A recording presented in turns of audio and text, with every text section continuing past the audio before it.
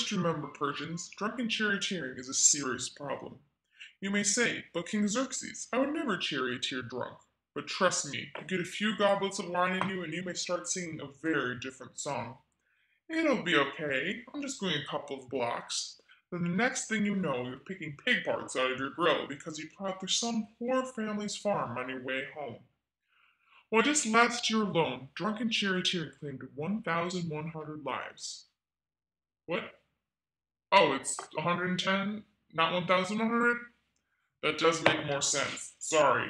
We can go again. From it'll be okay?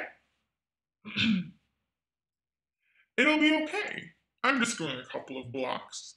Then the next thing you know, you're picking park pits. Oops. Sorry. Can we cut for a bit? No? We lose the duck at 5? Is he union? Are you union?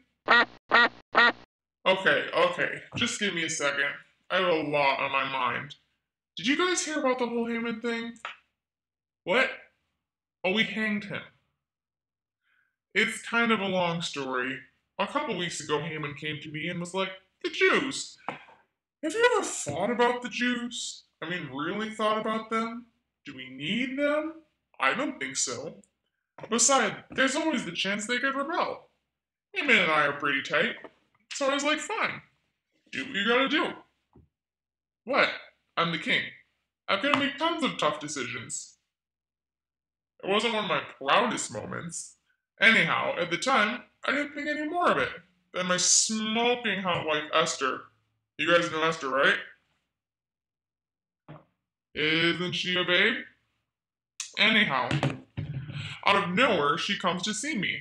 Now, it's not like I requested her presence. She just shows up, which, I don't have to tell you, is super risky. The last guy who tried that?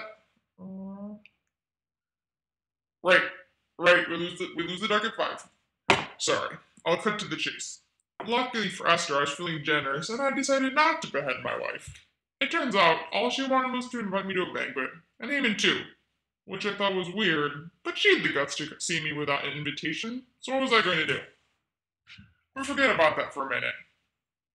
I don't know if you guys know this or not, but there was an attempt on my life a couple months ago. It was foiled, obviously. Anyway, it turns out that the guy who tipped off my guard was Mordecai, and we never did a thing for him.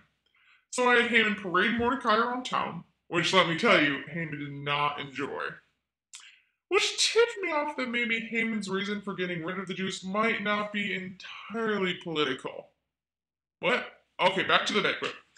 The party's in full swing, and I ask Esther, come on, this party's great and everything, but what do you really want?